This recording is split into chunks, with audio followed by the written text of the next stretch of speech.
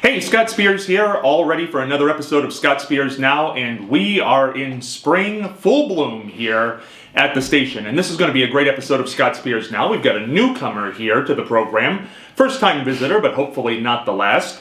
And hopefully you will also hear her from time to time on WGH Radio, Olivia Hale, who does a lot of different things that I did not realize until recently. And we're going to go through her life, get to know her today, and then maybe do some fun stuff here, depending on how much time is left in the program.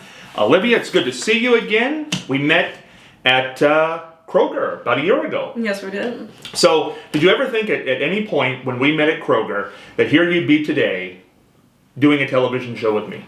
No, not at all. I just kind of knew you as Scott, and I goofed around with you at the cashiers. We had a lot of fun, didn't we? Yeah, I think we did. And not everybody there is fun. No. No, some of them are a little, They just don't get the humor. They're a little on the boring side. So we're going to have a good time here. And that's why Olivia's here. Because you can't, let me tell you something. When you're in the world of broadcasting, you can't bring dead weight in. Because if dead weight's in that chair, then I got to work harder. So we're hoping that this is not dead weight. I don't think it is. So it's going to be good. All right. So, Olivia, let's start here. When and where were you born? I was born August 22nd, 2003. And I was born in Marion County, but now I currently live in Morrill, which is only 15 minutes away. And I have an older brother, only older by 3 years. Now, Morrill County kind of gets an interesting reputation as a very rural community. What's it like over there? Very small. When people talk about Morrill, they think of it as like a village, because it's literally called like the village and the township. It's very small. Everybody knows everybody. Everybody's business. So it's like a very small-knit community. So is it like a gossipy community? Is that what I'm hearing? I don't know if it's gossipy, but everybody is kind of like on high alert. Maybe like neighborhood watch, like, oh, I see a suspicious car, keep out for this. Like, it's a very on guard type of neighborhood. So that's not a horrible thing. No, definitely not. So it's not like the whispers of gossip. It's not like, I heard that blah, blah, blah was, down at the drugstore and somebody bought her a soda. It's not one of those things. No, not too badly. That's good. So, in Morrill County now. Now, where did you go to school? I went to school at Ridgedale. Very small school. Yes, a very small school. Now, what did you learn there? That's a very AG, popular school.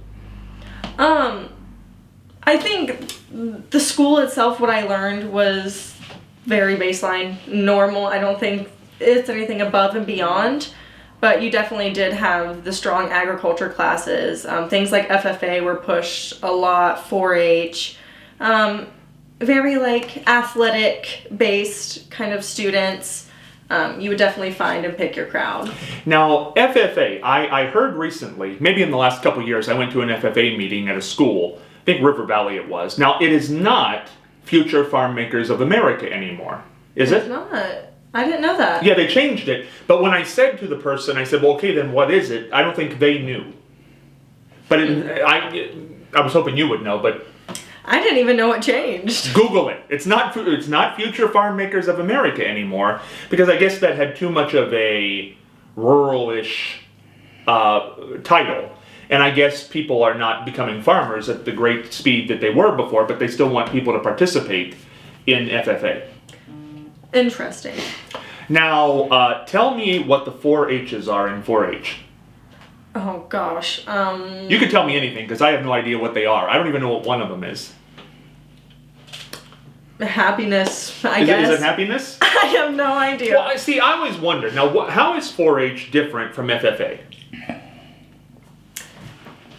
I was never in FFA, so I was in 4-H. So oh, okay. I had lots of friends who were in FFA, so I know 4-H, I showed goats. Me and my brother showed dairy goats, so I just remember it being very hands-on. Like, you always had to have your animal up and active. I think FFA has more paperwork involved, like more like studies and actual career following path instead of like a hobby on the side. Now, the process of when the animal dies, after you take it to the fair, because you have to get somebody to sell it, and then the animal dies, they take it off to eat it. Yeah, to the market. That's hard. I would think. A lot of kids I see on that date, very emotional. Yeah. I think it's emotional for a lot of people when you get attached to the animals that you have to work so closely with. But I think I was raised with a very, love them while you raise them and then, let them go. That's what they were raised for. So I was very okay with the concept of they're going to the market. You're with them for like 4 months, right? The goats or the 4-H? The goats. Actually, we owned our goats. So like we actually owned a little farm. We had around 7 or 8 goats at a time, and they would have kids, and we would show those. So, I think we maybe did one market. It wasn't very much, and then we switched over to dairy, where we don't send them off to market, so we could keep them longer. Very nice. Did we get what FFA or 4-H was? Yes, future. Future? Is it still? Are they still calling it Future Farm Makers? See, they told me it wasn't. I don't know. We're gonna have to check into that. We're gonna have to check the logbooks on that one, but.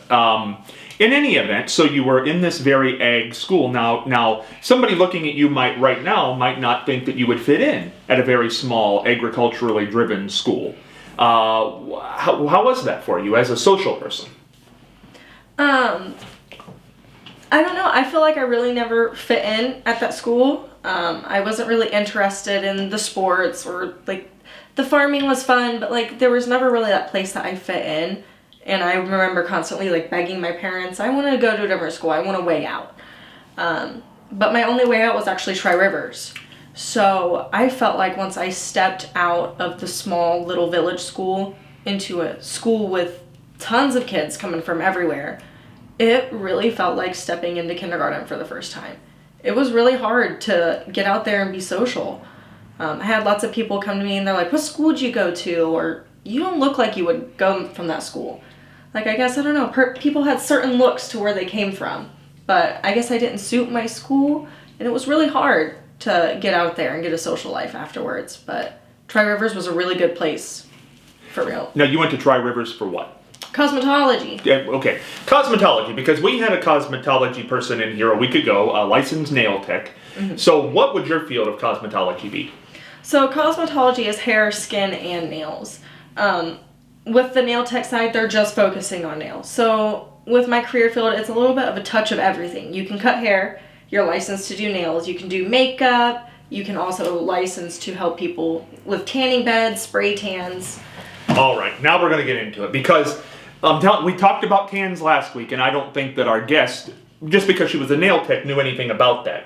But I'm fascinated by people who live in Ohio who have tans in January. Mm-hmm. Because I have friends who do this, and they tell me that it's just the hue of their skin. And I know that's a bunch of, that's a bunch of something. So we're going to talk about that momentarily. But I want to start with the nail thing because I'm still angry about the last episode. Well, not angry. It was just one of those things. She looked at my nails, and she said I had bad cuticles. Oh. So what do you think? What do you think of the cuticles? I do think you have dry cuticles. Well, see, now how do you cure that?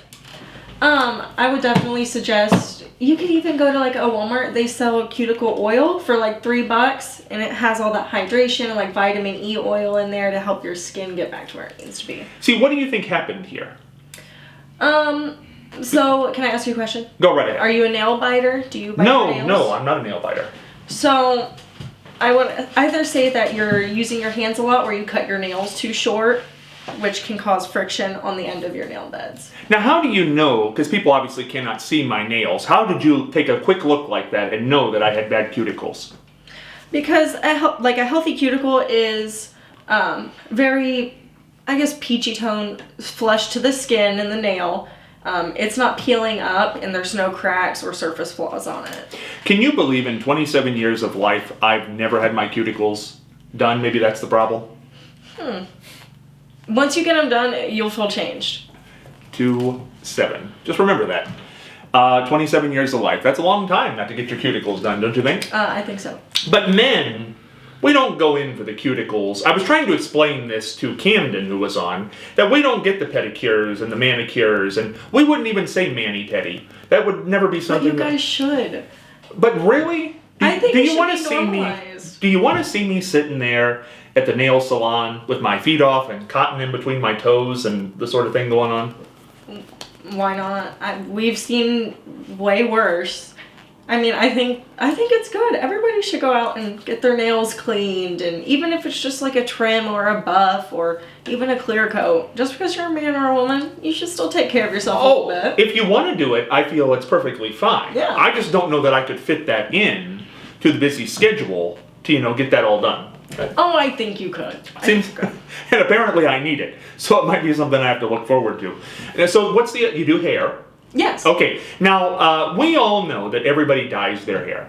Who does not have hair, what would we say, not gray hair. Once you hit the age of like 35, it starts to gray or it falls out if you're a man. So did you see a lot of men dyeing their hair versus women dyeing their hair? Actually, no. I saw a lot more women dyeing their hair and playing with more colors than I did the men. Did you see men dyeing their hair? I did. I saw a few, but there was definitely a lot more women changing it up. Now, when I met you, your hair, I believe, was some kind of lavender color. Purple. Yep, I had like 3 hair colors when I actually were speaking. My hair was red, it was purple, and then it was black and pink. Now, does that hurt your hair? Because when I was in college, I knew somebody who worked at a nail salon, or hair salon, cosmetology school, and she used to practice on me dyeing my hair blonde. Back then it was called frosting. She put the frosting in the hair. And one time she really frosted it way too much and my hair was almost blonde and it looked ridiculous. So I went back to her and I said, you got to dye some of this back brown because it's way too blonde. Mm-hmm. So I had 2 different dye jobs on it in one period. And my hair was so brittle when I would shampoo it. I bet that's terrible for your hair. Oh, it was horrible. It fried it. Yeah, messing around with hair colors and lightening your hair, it's fun, it looks great, but it's a lot of upkeep and it damages your hair, especially when you lighten it or bleach it. It like strips all that natural color to make it completely dry so your next color can really absorb into it. Now, is this true? I heard a woman tell me once who dyed her hair blonde. I said, why blonde? Why do most women go blonde at a certain age? And she said because blonde covers up gray better than brown or black hair, dark hair. Yes, it's true. Blonde is the easiest hair to cover up grays with. Lots of people who have naturally blonde hair, you won't even see their grays until they start to gradually lose their own hair and shed it. Now see, were you surprised that I knew that? I am a little bit, yeah. That's a very deep fact that I knew, that blonde hair is how you get rid of the gray. So one day, when, I'll have to go blonde. I think you should. Yeah, just now? Just go blonde now? Just do it now. Why wait? Just go blonde. I'm just glad it's still up there because I run into some of my old people I went to school with now and it's either shaved or, not there. I mean, you could try a shaved look. Oh, no. You wouldn't want to see that. Like our cameraman over there. Yeah, you wouldn't want to see that on me. In any event, cosmetology, it sounds like a very interesting field, so you do the hair. Let's talk about the tans. How much time do we got left in this segment? Because it's a big subject. About 15 minutes. Oh, good. We're only 15 minutes in. Okay, the tans. Because I live in Ohio, and you live in Ohio, and I'm telling you, it is only warm here 6 months of the year. Maybe. We're talking May through October. So what is that? That's 5 months of the year. So these people walking around with tans, who I see all the time in December, January, February. What's this all about? People with the perfect color in their eyes. In school, me and all my friends, we got to take this class and we became certified tanning instructors, I guess. Which basically just means that we can legally operate a tanning bed in a business. So we had to learn all the ins and outs of tanning, and people are relentless. They would do what it takes to get the color. Even on children. They even tried to tan lots of children. So I think people were just really desperate to get a nice warm look in the winter. But when they tell you that that's the natural color of their skin, like they have Native American blood in them, you'll hear that a lot. Now I know that's a bunch of bull. I just know it's a bunch of bull, and I'm sorry to say it that way, but we know, don't we? We know,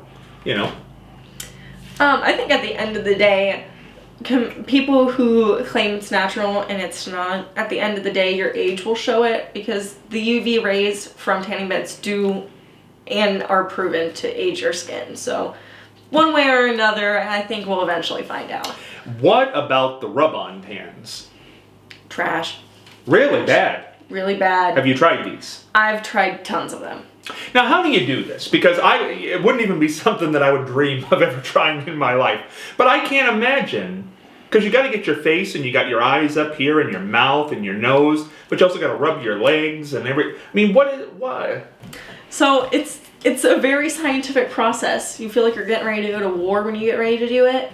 So like, I've never had a good experience. It's either the consistency of lotion. Can you rub it on yourself? Yes. Okay. Yes, you can. Okay. You're either supposed to get a mitt, a specific sunscreen mitt that you can use to rub in the tan, or you're supposed to use your hands. But you have to wash them right after. Because the thing is the tan stains.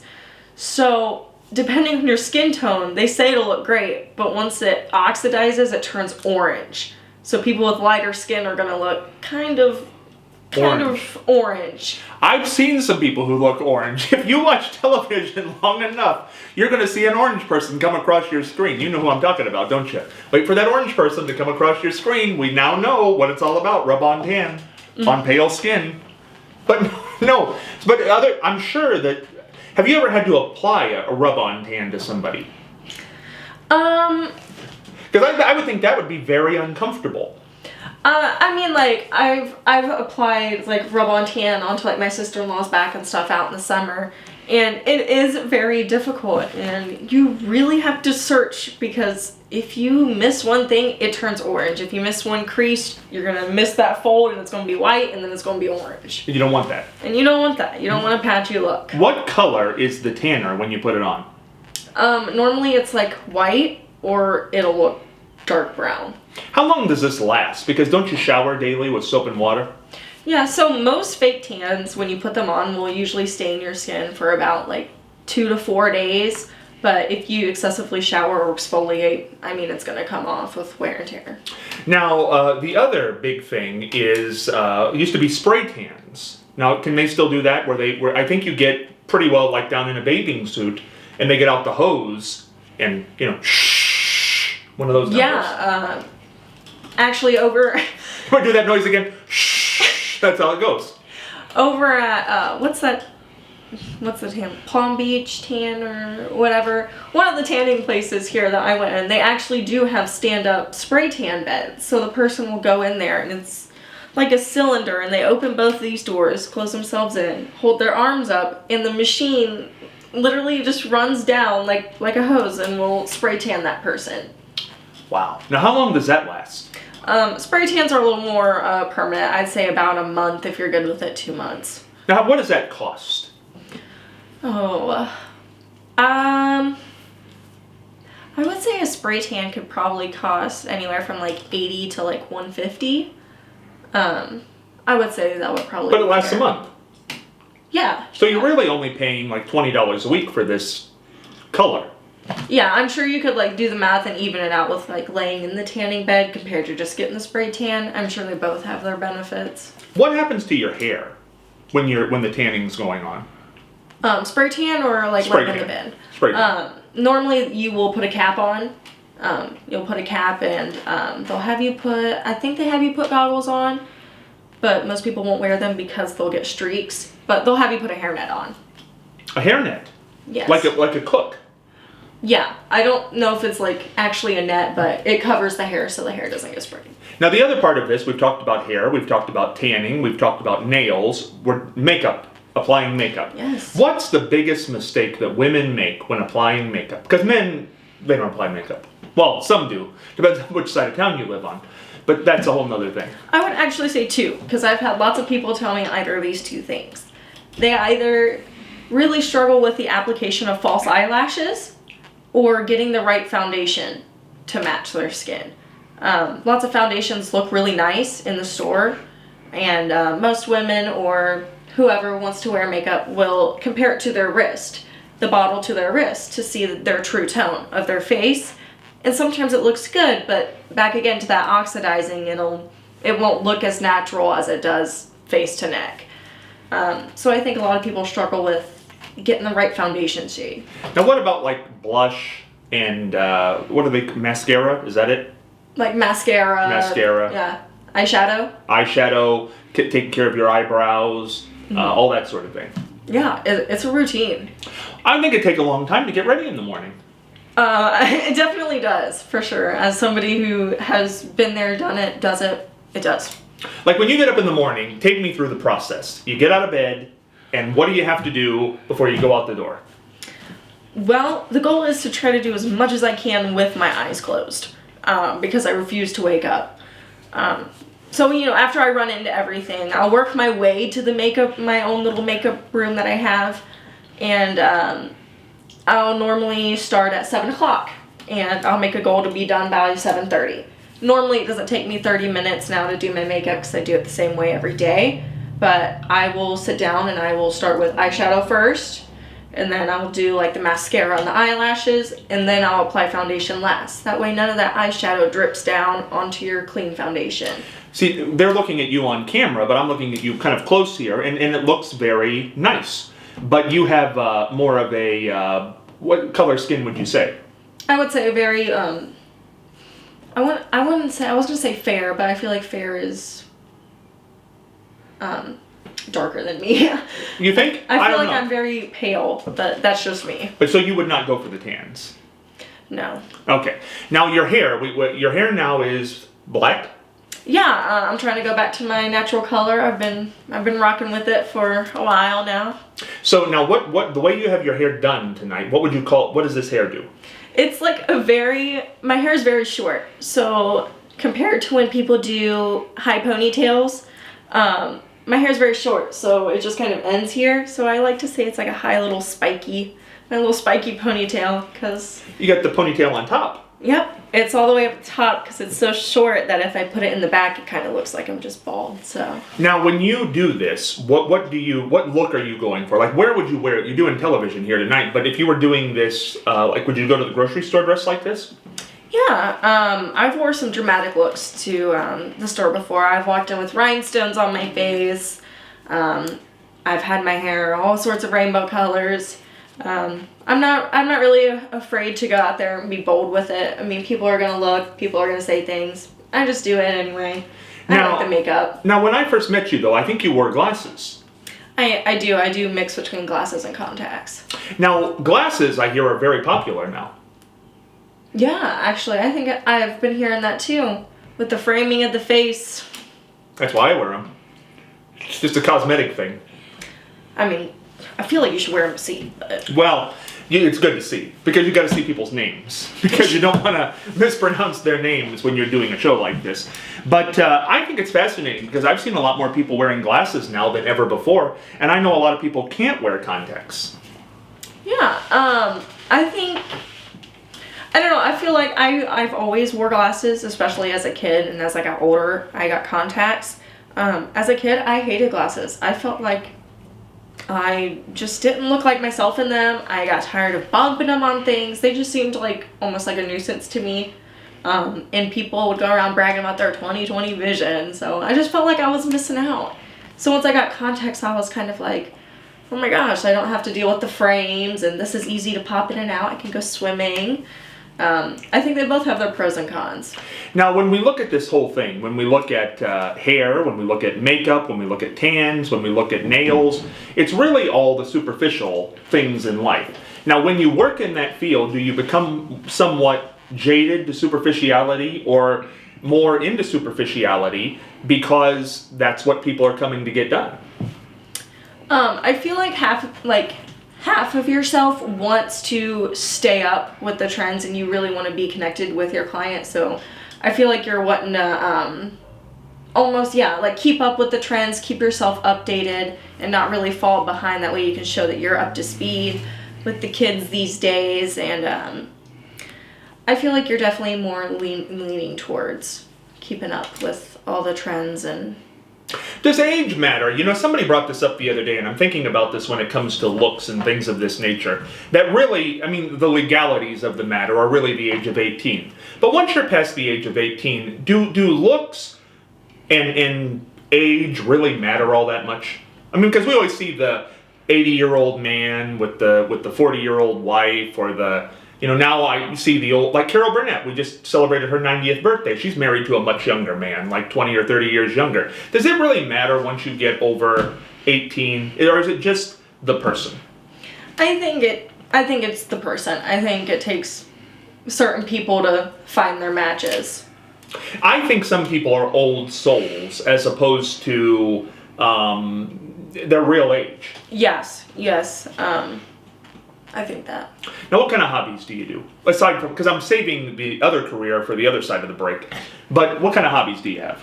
I very much love my animals. I actually own ferrets. A ferret? 5 of them, actually. This came up in a conversation the other day with a mutual friend that we know. That's basically all they said to me was, do you know that she has ferrets? I said, I did not know that. Yes, so I have 5 ferrets. And I love those little things. I never thought I would as much as I do, but my oldest one is 5 and my youngest one is 1 year old.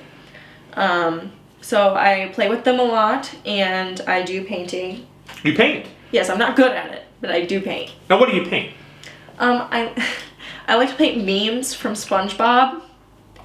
So I like to find random moments in SpongeBob that are hilarious to me, and I'll just pause it, and then I'll just put it on a canvas. So you watch a lot of SpongeBob? I do. Now, what is it about SpongeBob that is appealing?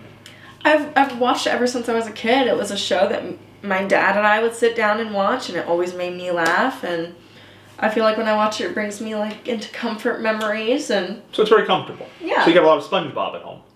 Yeah, I watch a lot of SpongeBob. How important is physical fitness? Because, when it comes, we're getting into beach season here.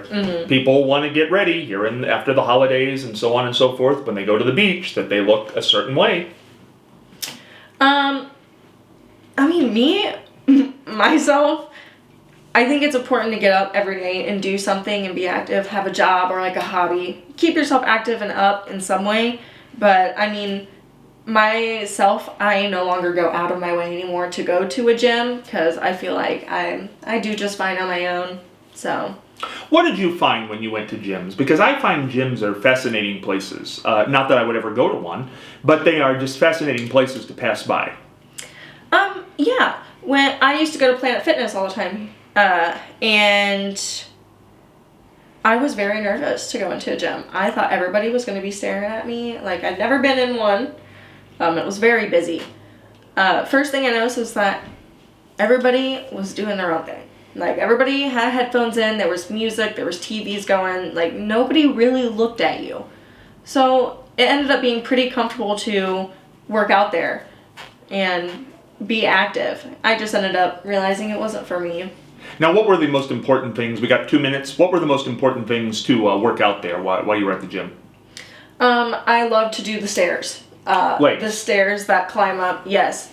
And I also really like to do rowing with the arms. The arms. So you did the legs and the arms. Yes. Now, where did you see the benefit in this? I felt like it really helped with my stamina. Like, I could do things a little more with breath than I could before. Endurance. Yes, with endurance, keeping up with other people, playing in sports, not being winded, stuff like that. I felt like it really helped with. So how do you feel this is going so far? We're about halfway done. I feel like it's going great. Just a normal conversation, not even a camera in the room. The guest today is Olivia Hale. You see, that's why I have my glasses on, so I can read that. I knew her name. But we're talking about cosmetology, her first career, but there's a whole nother career that's highly fascinating that we're going to touch on when we come back from this break. And I'm not going to tell you till we get on the other side of this break. Don't you dare flip that dial. Hey, Scott Spears back with you here on another edition of Scott Spears Now. We're chatting with Olivia Hale. Learned about her really early life at Ridgedale, participating in things that have to do with animals, where she was born, a whole bit on cosmetology, which was very fascinating, from the tans to the hair to the makeup to the whole bit. But there's a whole nother thing here. Now, think for a second, give yourself 5 seconds and think, look at Olivia and think, what other career might she be involved with? 1 1,000, 2 1,000, 3 1,000, 4 1,000, 5 1,000. You have any guesses? Got a guess? Me? Yeah. Oh. Just shout out a guess. Lifeguard. Lifeguard. Not a lifeguard, but we're close. We're close. Can you swim? Not well. No. Okay, so not a lifeguard. You wouldn't want her to be a lifeguard. No, model. You Yes. were a model. Now tell us how that all came to be. From the Ridgedale area. Yeah, so I really got into taking photos at a young age when I got my first iPhone. And I think I was around 13 when I started playing around with my iPhone, and I also started getting into makeup and social media, and that's really when I started learning how to put makeup on myself and how to use my phone. So on random days, I would do my makeup and get all dressed up, and I would go outside and put a timer on my phone, and I would take my own pictures and edit them, and I would post them. And I would only post them on like Facebook, stuff like that. And of course, all my mom's friends would get on there and be like, "Oh my gosh, you should be a model." They would tell me this for years. I used to go to church growing up. They would tell me I was so pretty, I needed to be a model. Well, one day I had posted a photo of myself on my Instagram, and an agency reached out to me. And Through Instagram? yes, through Instagram. And asked me to come in for an interview. And, you know, I was shaking in my boots, so I ran to tell my parents, and it started from there. Now how old were you at this time? I was 15. Wow. So where is this agency at? Columbus. So you had to go to Columbus. Yes. Now see, I recently downloaded Snapchat and TikTok at somebody's encouragement, because I would not normally have done this myself. And here's what I find with these two things. Number one, Snapchat, I don't understand at all. Because I don't understand what I'm supposed to be doing there. You know, I have to find people, and then I have to know their stuff, and then I have to have them add me, and then and what are we supposed to be doing at that point? Just talking to each other? I mean, I think you just take pictures of what goes on in your life and send back and forth and talk about it. But do you really want to know? Not really. See, so I don't get Snapchat. So that's why I just use Facebook, because Facebook, you can just find people a lot easier by their name. Yeah. Snapchat is much more confusing when it comes to that. Mm-hmm. Everybody has their own personalized Right, and then got the username. memes, and so Snapchat. But now TikTok, this, you know, how do you feel about TikTok? I love TikTok. I have my own, and Oh, you have a TikTok? I do. Oh man, I can go home and watch your TikTok. What's on your TikTok? Mainly, I do TikToks when I do makeup. I will just find like audios and I will lip sync to them, mainly just to show off the makeup look that I've done. And I will caption it like makeup artist, stuff like that, to kind of get it circulating. If people want to check out your TikTok, how do they do that? I can tell my username. Yeah, sure. If you feel comfortable, I don't want you. This is not Yeah. like an interrogation. My username is at all lowercase Cinnamon Toast Crunch _ Cinnamon Toast Crunch. Now, how did we come up with Cinnamon Toast Crunch? Isn't that a cereal? I believe that's a cereal. It is. So when I got TikTok, I was like in middle school. So I really just got it to kind of like, I don't know, spy on people, see what was going on around in my age group. But I knew I didn't want my own name to be on it because I was afraid of stalkers at the time. And so my like original username was like TikToker Girl 3, and then as I got older, I just changed it. Normally it was Bunny for the longest time. Bunny. Yes, and I would do like tons of makeup looks, and I got a large amount of following from that. And then somebody tried to like take down my account, and so I had to change my name and re-secure my account. But that is why. So how did we get to Cinnamon Toast Crunch? TikTok is very specific with their usernames.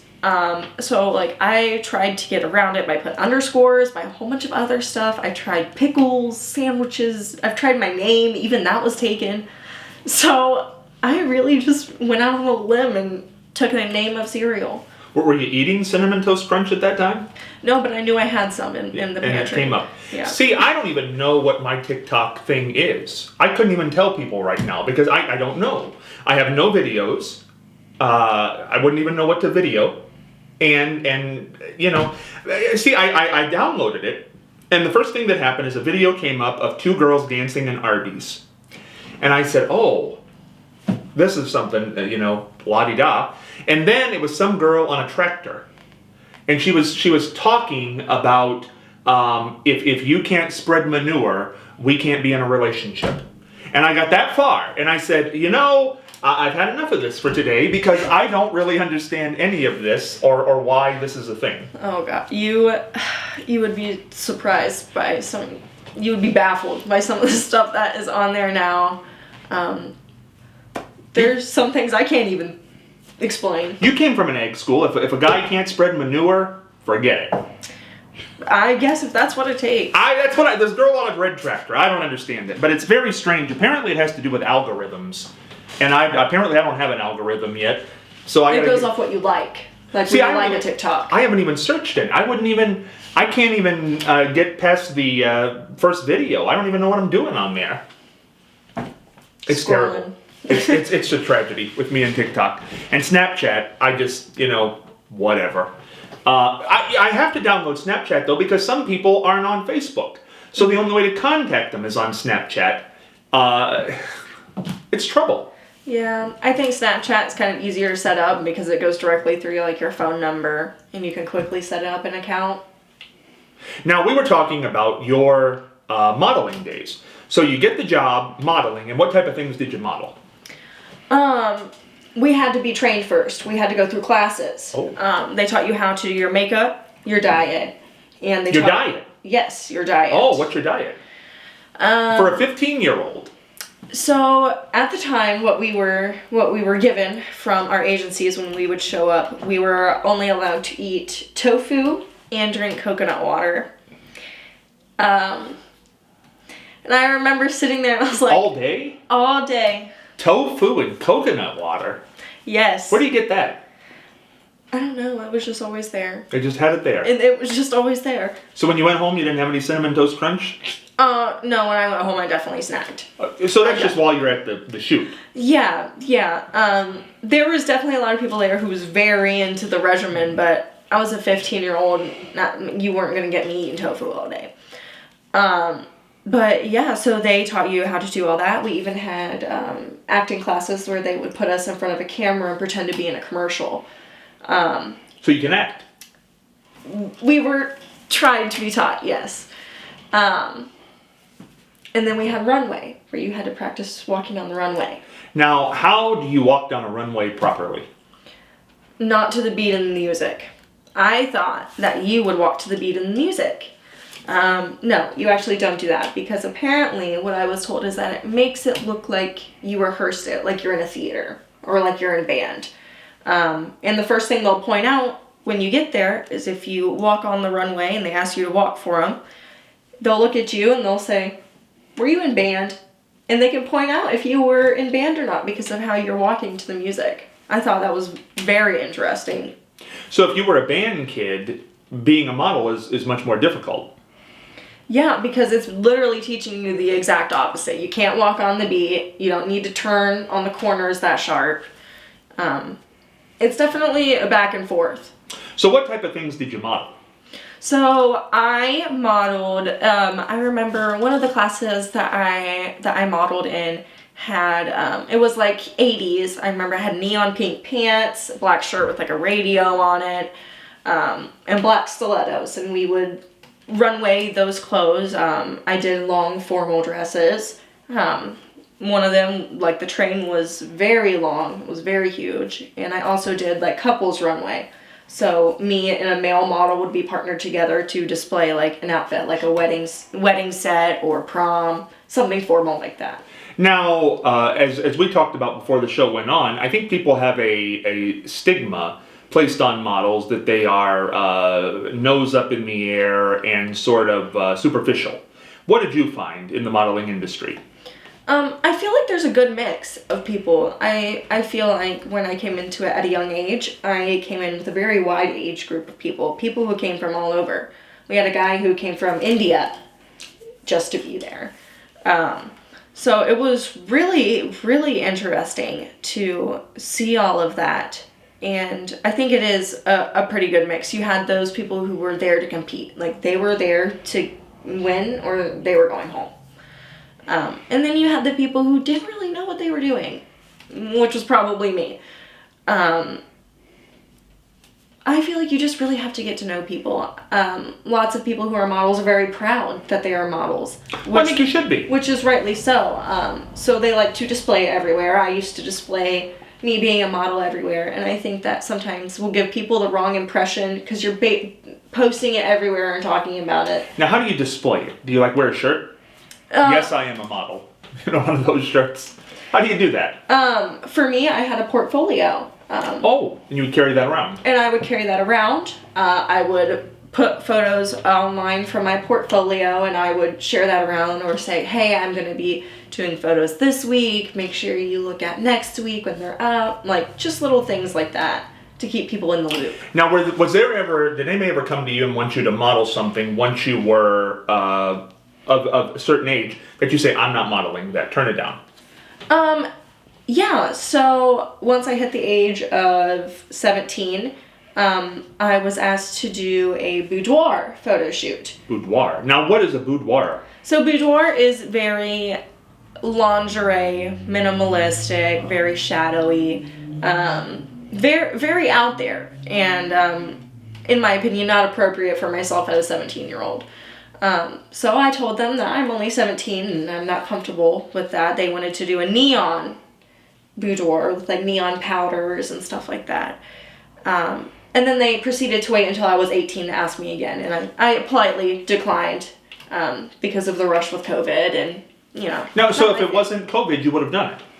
It wasn't really my thing. Because I think that would be, even if you were a model, I would think that would be very uncomfortable.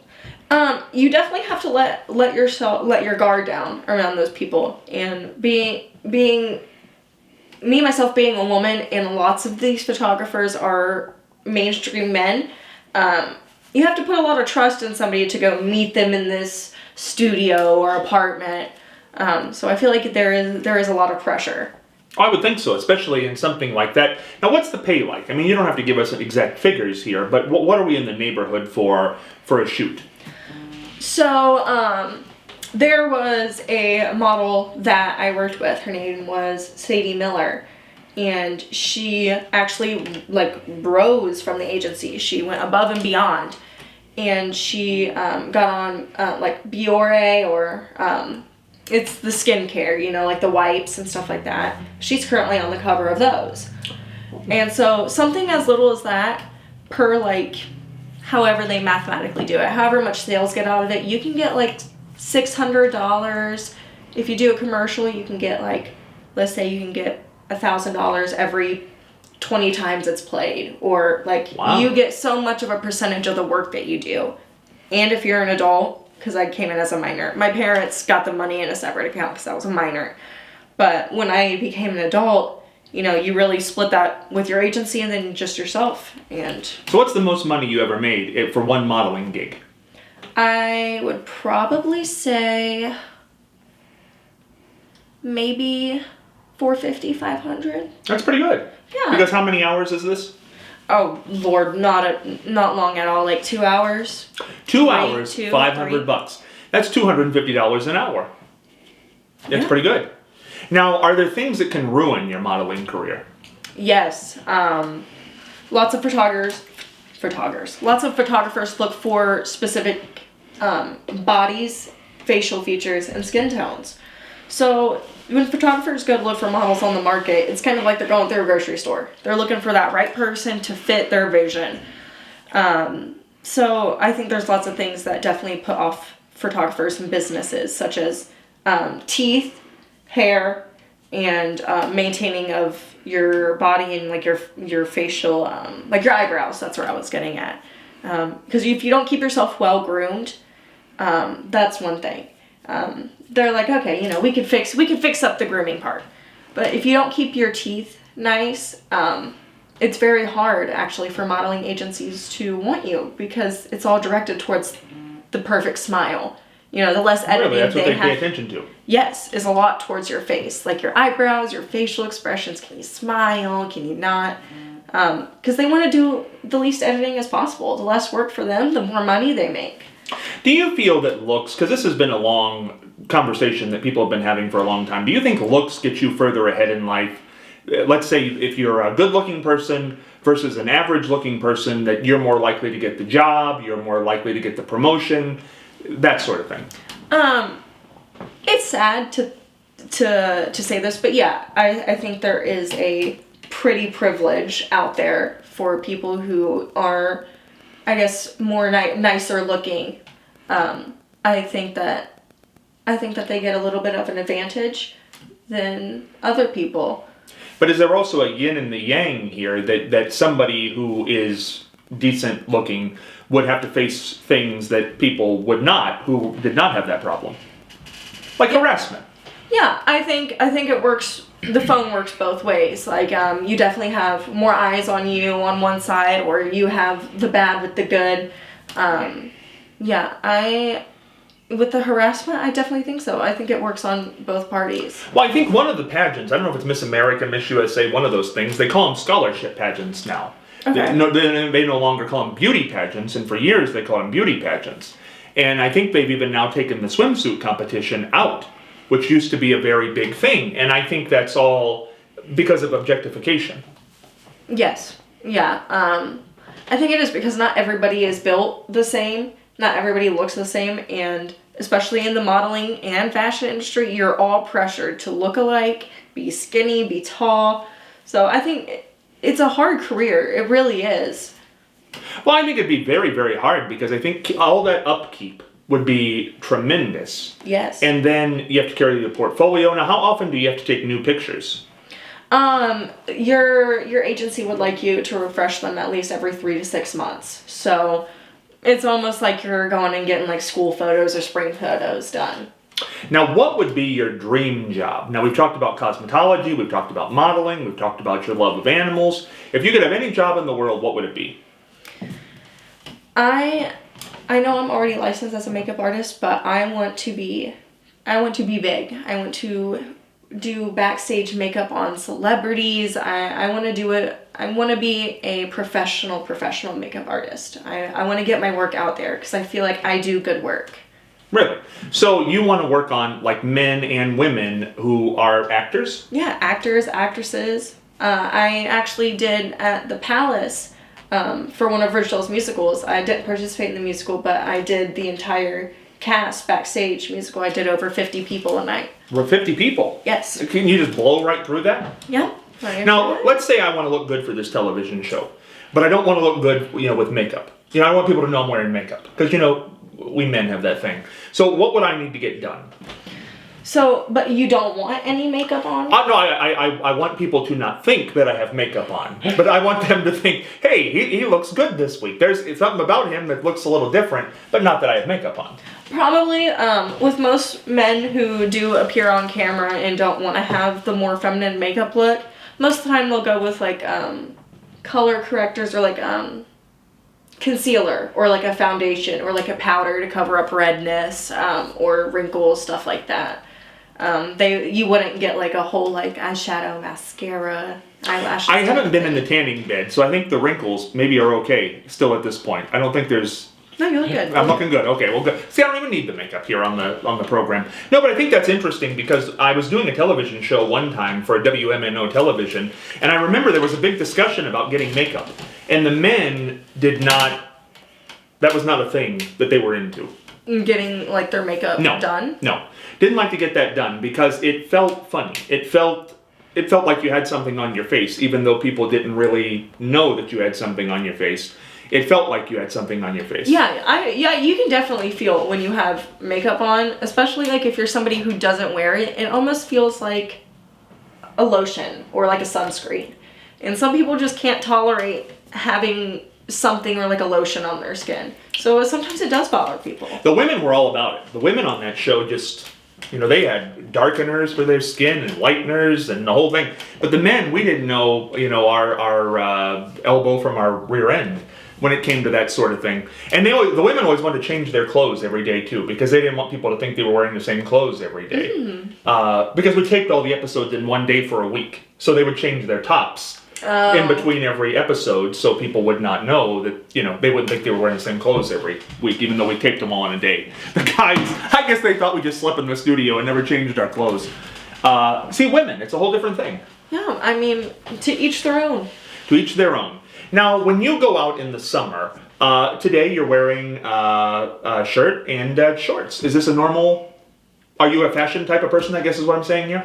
I really do like to stay up with the trends. I feel like I kind of have my own unique style. I love to experiment with earrings. I don't have any in today. No earrings. But I have tons of weird earrings. I have some that have bowls of like fake ramen on them, fried eggs, bacon. Like I think it's fun to express myself through earrings with my outfits. But since I was at work in the hospital today, they did not make an appearance. But now the necklace you have on, now that did catch my eye because this is a very unique necklace. yeah, I guess what I could have said earlier is one of my hobbies. I like to make jewelry. I'll go over to one of the locally owned shops in Marion called Bohemian Besoms. They sell crystals and stuff like that. I will take wire and wrap them and make my own jewelry. So this is the green stone is peridot. It's the August birthstone. And then this is clear quartz, and I just put it on a necklace. It caught my eye because green is my favorite color, but I also think the way you've coordinated here, everything's black. Mm-hmm. So the green stands out because it's the black hair and the black shirt and, the dark hair. And the one flash of color. Yeah. So is that what you're supposed to do? Is that the point? So it sticks out? Yes. A little bit of color here? Mm-hmm. So if you're going out in society, what's the best advice to give somebody who doesn't have all this knowledge? Knowledge of... Yeah, well, I'm going out, I want to look good. What should I do? I guess it kind of depends on what you're going through. I would say, depending on the weather, dressing appropriately, but it's...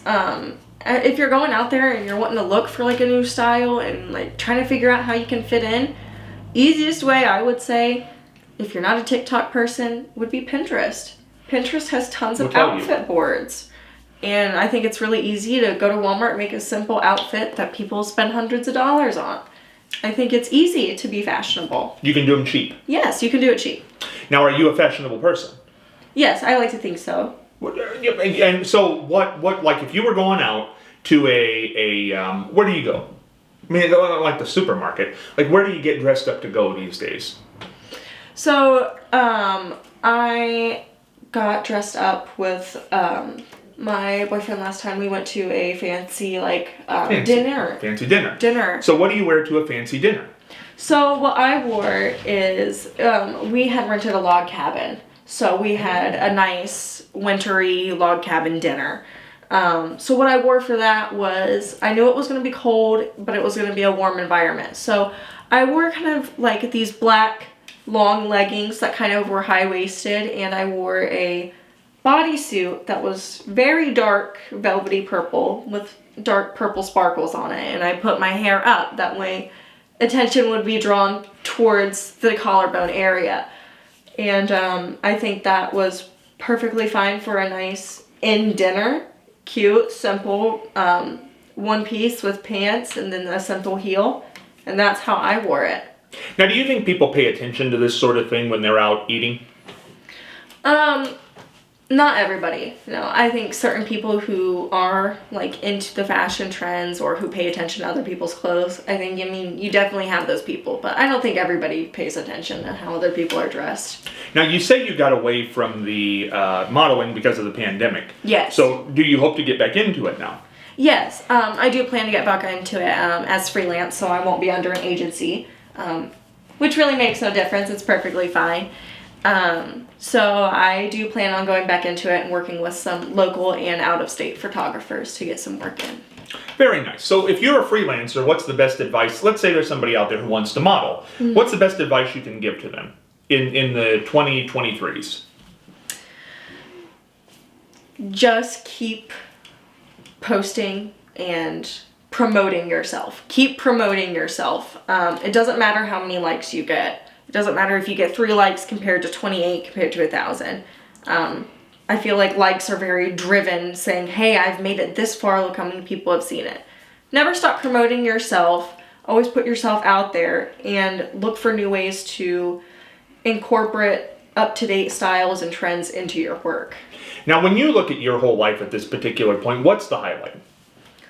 I would say the biggest highlight of my life was when I joined Tri Rivers. That really turned it all around. It really did. Socially, it really turned me around. And what is the most personal thing about you that people would not know? Is that sometimes, most of the time, I wear my heart on my sleeve. I'm very hard to control my emotions. I'm a very bold and outspoken person. People call me brutally honest. But I definitely wear my feelings on my sleeve. If I'm upset, you're gonna know about it. Like if I'm a big crybaby. So you cry and you get angry and it's all out there. It's all out there. I don't hide it. So what makes you cry? Anything. Really? I mean, anything. Is there any particular? Is it like a movie, or is it like something somebody would say, or is it a memory? We had somebody. By the way, she listens to the radio show, so she's already got points. With me. But we had somebody recently on the air when you were listening cry. Yes. And that was completely unexpected that was going to happen. Not a guest, it was a caller, which I thought was a great show of emotion. But that it was from a memory. It really also shows how much your callers truly trust you as well to be able to open up like that. Well, that's why I'm here.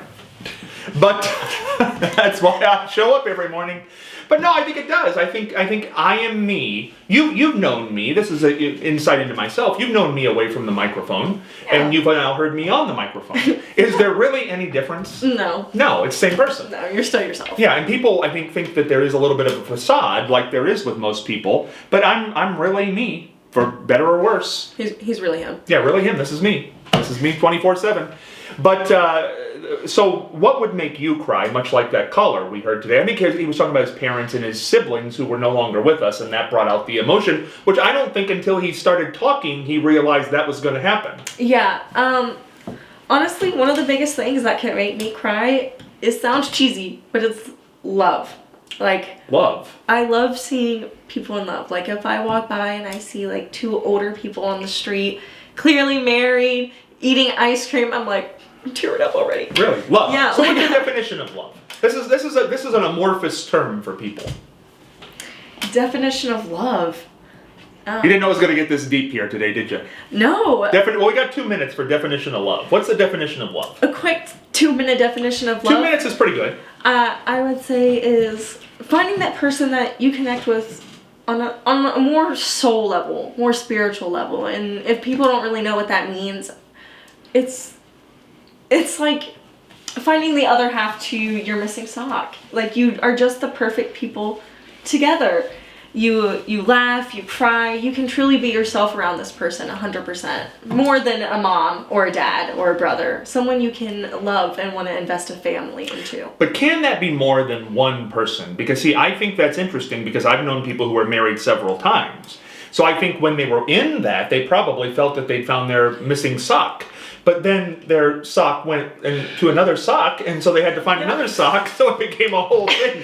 And more people got socks in their dryer than you'd believe. Well, you'll have to replay this to understand what I just said. You know what I'm saying? Sometimes your socks get they get holy. Your socks get holes in them, and you gotta get new socks. There's dating apps. There's laundry mats. Oh, dating apps. That's a whole... You're going to be on with us. You're going to come back. Yeah, I for sure hope so. Did you have a good time? I did. Okay, but in our minute we have left, tell people, you came in, you were a little nervous, you said, but here you've done it now. We're 1 minute away. We've done an hour here. I'll say I did it. I survived. Did it feel like an hour? No. See, that never does. It actually didn't feel like an hour. People never think it does. So you did a good job. Thank you. Fist bump. All right. So we have Olivia Hale here, who's going to be with us on the radio and the television. Stay tuned. Scott Spears for this week, heading for the dugout.